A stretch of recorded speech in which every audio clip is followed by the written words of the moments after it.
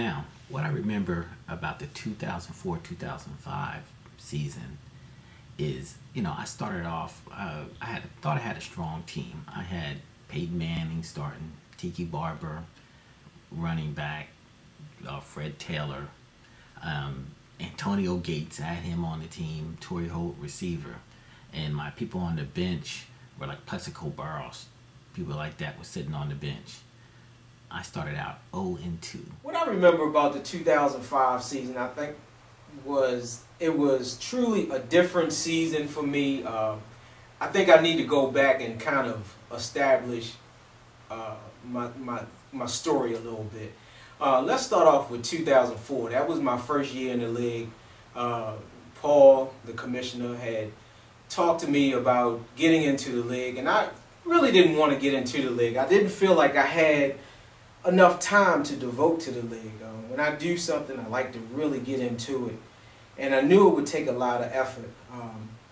But Paul, being a high school friend of mine, for years we have been, really best friends. So I decided to give it a try. Then I started getting on a little roll. I won a few games, and next thing I know, I just barely made the playoffs at 8-6, last wild card team. And the first game I played in the playoffs was with the Stars, and I did really well. I blew them out, 80 points. Then I had to go up against the top two teams were Marvin's Starvin and Brian's Gladiators. They were 2004 did okay, but was really still trying to learn a lot of strategy. When 2005 came around, though, hey, I was clicking, and my team was set. I believe one of my quarterbacks was Tom Brady, and it really, everything kind of came together, all the strategies, and because I already had a good football background, I played in high school and in college, and I felt like I really was a good student of the game, I was ready. Another thing about that I wanted to touch on too, about that 2004 season for a second, this was my first year being in the league, and it was kind of a pride thing as well, because my uncle was already in the league, and so this would have two Stewarts being in the league versus the Franklins. So it was a family deal, and it was kind of a grudge match, and my uncle had already kind of established himself, so now it was my turn. So this 2005 season was really my time to shine. As the season started to go, I had a pretty decent team. I had Tom Brady was my quarterback, and if you look into the history books, this was probably one of his best seasons, passing-wise. I had some names that are out of the league now. I had Clinton Portis, who was my rock. He was my man who, even though his team wasn't winning week to week, I could depend on him giving me solid amount of points. And also had like people in my receiving core like Deion Branch, Marvin Harrison, and also had Terrell Owens while he was in Philly. And I had Dallas Clark as my tight end. So I had a pretty good team to put in on my legal lineup every week. But I also had a few people that, as the buys came in, that could fill in and give me a solid amount of points. So as the season went on, I'm having wins, a few losses here and there, but the wins are really piling up. And next thing you know, I'm up to being like 9-2, and then I'm 10-3, and things are really looking good. And I'm starting to say, hey, you know what? This is my year. I'm showing these boys what the deal is all about. So since Marvin's Starvin was the first place team, I had to play them.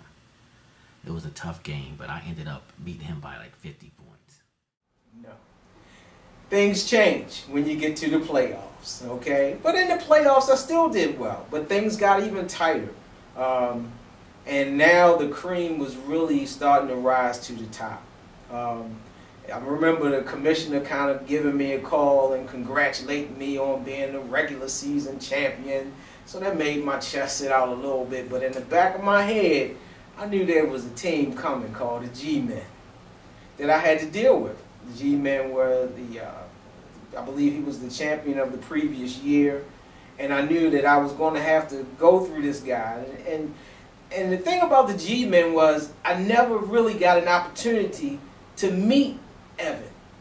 Okay, I always heard this voice over the phone, and I would see little moves being made on the computer where he would add and drop players, and sometimes it even make you scratch your head because I'm like, why did he pick him up? But he was always winning. And at the end of the year, we had almost identical records. Okay, so Super Bowl came down to Evan and myself, or G-Men and myself, and it was a pretty tight game. But I learned a vital lesson, and even though I had gotten to this point and my chest was puffed up because I felt like I knew all the strategies of how to do this and what to look for and the trends, the one thing that I didn't account for was that teams that have winning records towards the end of the year, you're not going to get a lot of points from them sometimes because they will sit their starters. And that's what happened with Tom Brady. Tom Brady, that particular game, if I'm not mistaken, had an outstanding game, and by the third quarter he sat down. They sat him down. Thus, I lost a lot of points. Meanwhile, Evan had Peyton Manning and Eli Manning. He had the Manning brothers. But they were both fighting to get into that playoff picture. Or even if they were in the playoffs, they were fighting to get that bye in that first round. So they played the entire game. And so I lost a lot of points that I thought that my rock, Tom Brady, would have gotten for me. And Clinton Portis, at that point in time, even though he was my rock, he was wearing down to being a pebble because the Redskins weren't doing well, and a lot of the yardage that he gained was on his own. If I'm not mistaken, the final score of our game was 333 to 314.